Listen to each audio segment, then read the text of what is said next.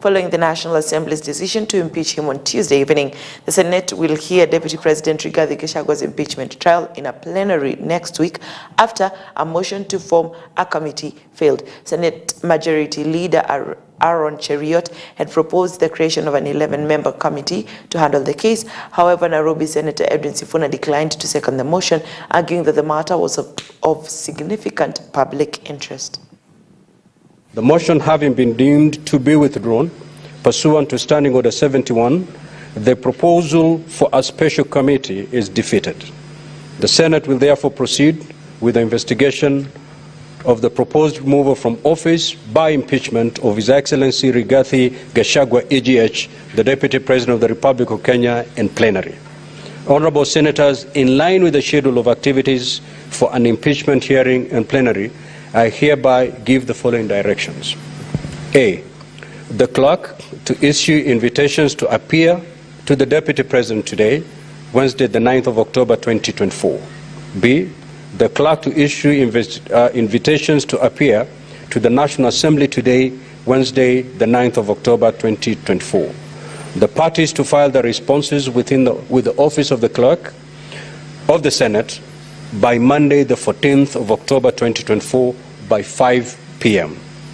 D. The clerk to circulate documents received from the parties, including the plenary hearing program, to all honourable senators upon receipt on Monday 14th of October 2024. And the Senate shall then investigate the matter in plenary on Wednesday the 16th and Thursday the 17th of October 2024.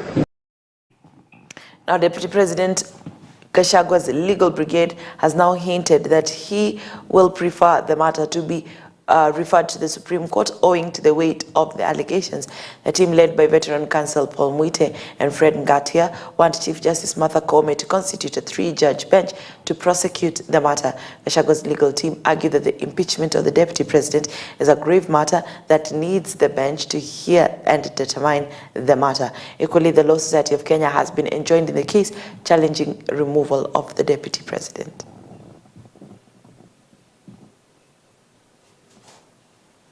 Because I think senior counsel has raised the critical questions of public importance. I will not repeat that. We just urge that if you be minded, and we urge you to do that, to certify this matter, you keep at the back of your mind the self-evident urgency of this matter, and what I called earlier in the morning, the capacity of the adjudicatory capacity of this court being lost, because the subject matter says may disappear. In the circumstances, we'll need some consequential directions that the Deputy Registrar delivers the file to the Chief Justice before close of business today, for purposes of facilitating an expedited empanelment. My Lord, we are not able to interpret your smile, the good smile. You see now, I'm wondering, Mr. Ngoya says that we give directions to the DR to submit the file to the Chief Justice by close of business today. Yes. I'm just talking about the self-evident. It's a suggestion that you're making now. I'm wondering. I've not even started to write a ruling. And he's already making a suggestion that we should forward the file to the Chief Justice by close of business today.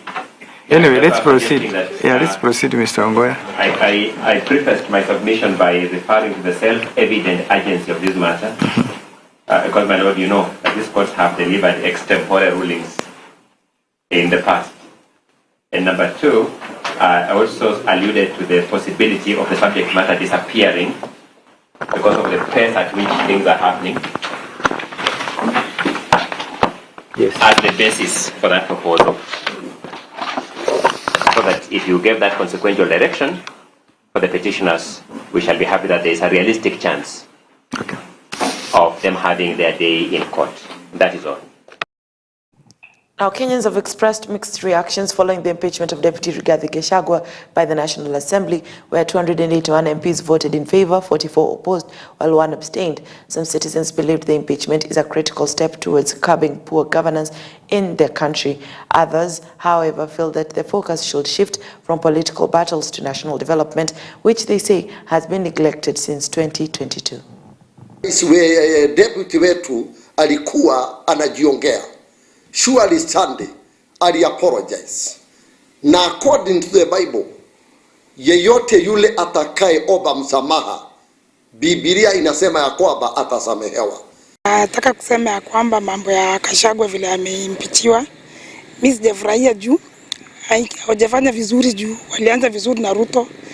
Wangeacha waendelee na kazi mpaka wamalize hata hiyo miaka 5 ndio wananchi waamue kama ataenda nyumbani ama haendi. Ilikuwa Senate wamrudishe wasimwimpeach. Maoni yangu ni hiyo.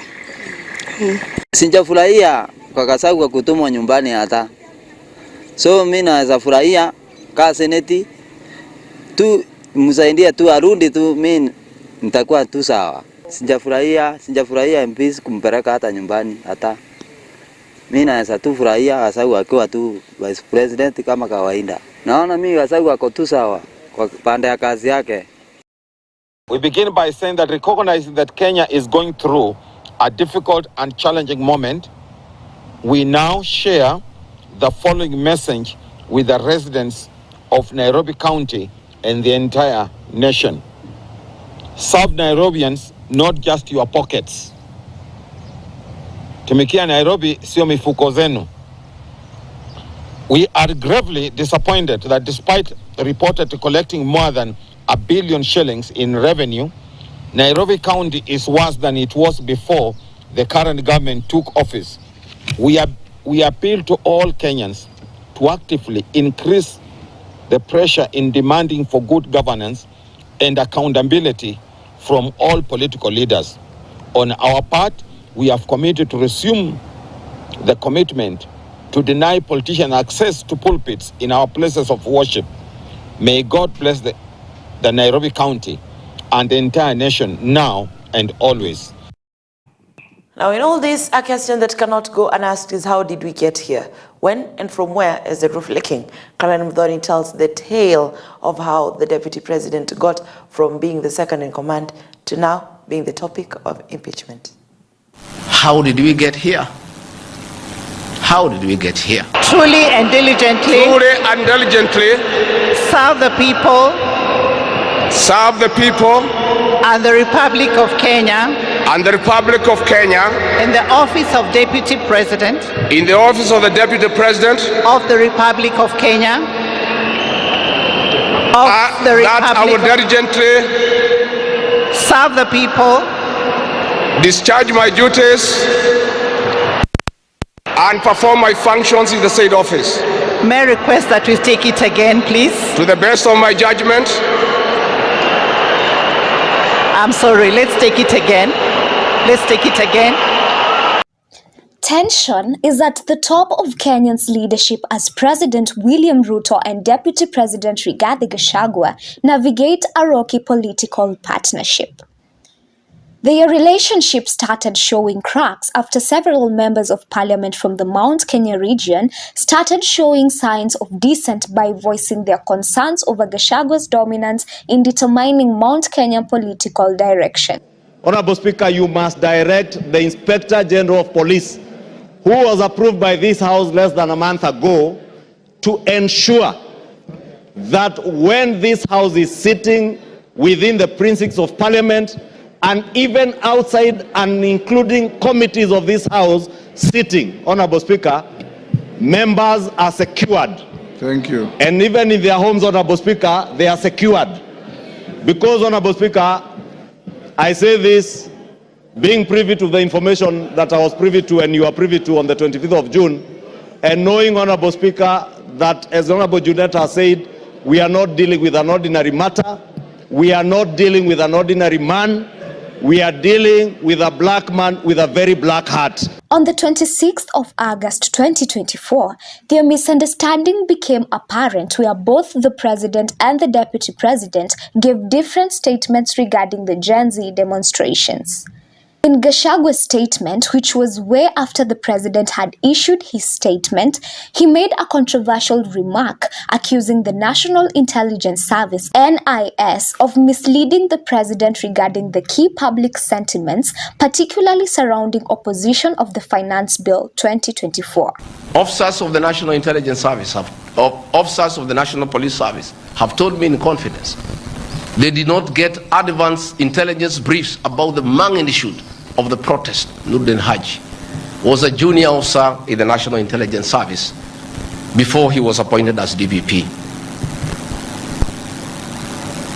When he was appointed to the office of the Director General, because of inferiority complex, had Nurdin Haji done his job, we will not be where we are today.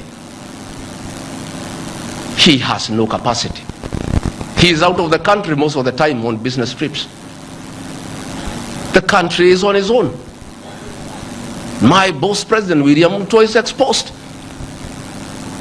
That he has to back down and admit that he has hurt the people of Kenya. Yet this matter has been in public domain for the last 2 months. I want to say that Nurdin Haji must take responsibility for the deaths that occurred. Deputy President Rigathi Gachagua also accused President William Ruto's personal assistant Farouk Kibet of undermining his position. He claimed that Kibet, alongside other close associates of the president, had been plotting his downfall. He specifically mentioned a WhatsApp group named Project 2022, allegedly created to discredit him and remove him from office. Ile mimi nilikataa ni watu wako karibu na yeye kutaka kuniamrisha mimi na kunisomea kama mtoto. Personal assistant wake anataka kunisomea na kunipanga kazi. Mimi ni naibu wa rais, nimechaguliwa.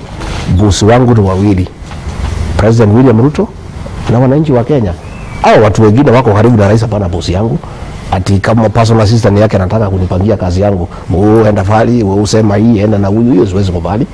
Na hapo ndio kumekuwa na shida. On October 1st, 2024, a motion was tabled in Parliament to impeach the Deputy President Rigathi Gachagua, having been initiated by Kibwezi MP Mwengi Mutuse and gained support from 291 MPs who cited various grounds of impeachment, including gross misconduct and violation of constitutional provisions. Move this motion from this table. Mr. Speaker, this is an historical moment, and therefore, with your permission and honorable members, Mr. Speaker, allow me to proceed to give notice of the following motion. Mr. Speaker, sir, honorable members, I beg to give notice of the following special motion as follows.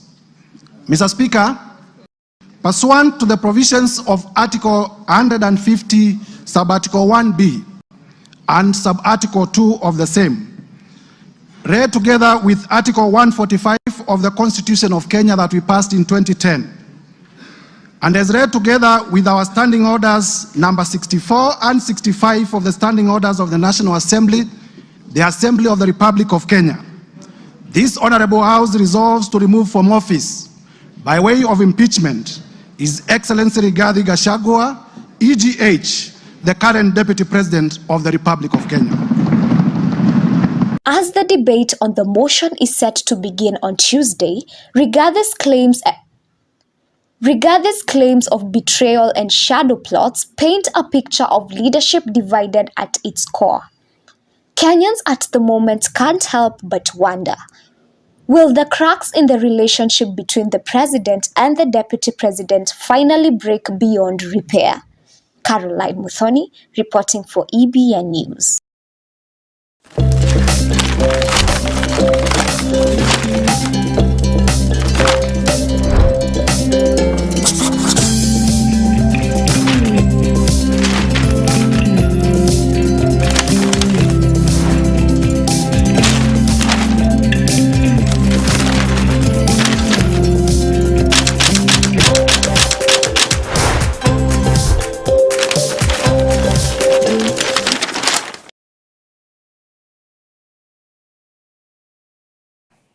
It's time to take a peep at the newspaper in the newspaper review.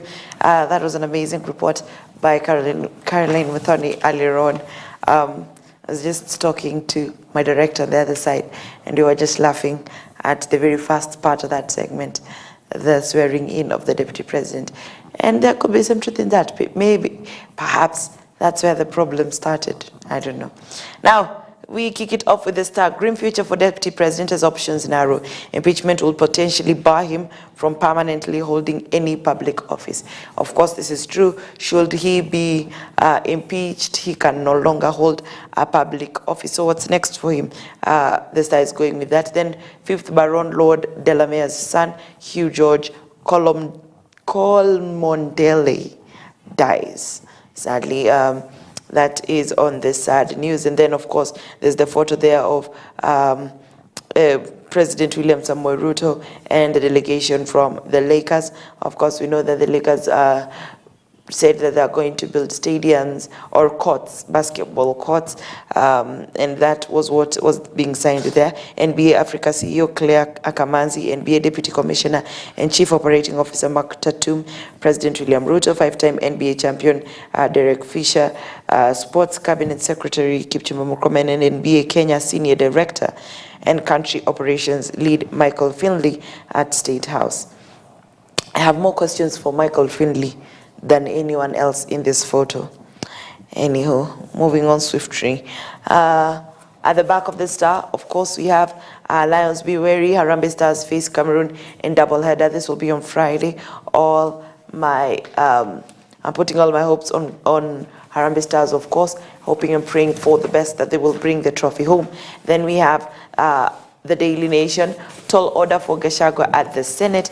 The ultimate battle, the odds seem to be stacked against Deputy President Rigathi Gachagua at the Senate, where, like the National Assembly, his boss, President William Ruto, and newfound political partner Raila Odinga, also command a majority of members, but the DP can still keep his job if he manages to convince 1/3 or 23 of the 67 MPs of the 67 senators in the House to side with him in his fight for survival. I think there was a typing error. They're not MPs, but rather senators. And then at the very back of it, 104.8 billion health system that just won't work. Those responsible for maintaining new systems say that they are just learning how it operates. Sad, sad. You're in charge of ensuring things work, and all you can say is you're learning it. Sad, extremely sad. Finally, the Standard newspaper.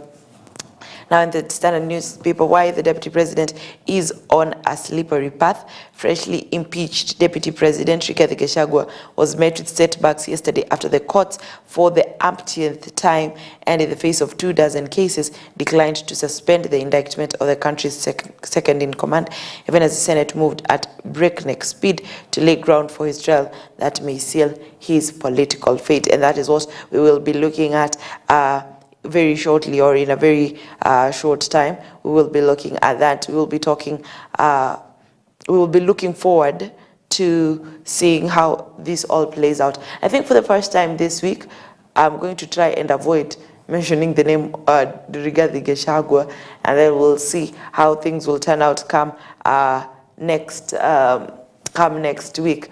We know that on Monday and Tuesday, the Senate will be working on Eric Mutai's impeachment. Then on Wednesday and Thursday, they will be working on the Deputy President's impeachment that was delivered to the floor of the Senate yesterday. At the back of the Standard newspaper, Olunga not worried by Cameroon's favorite stag.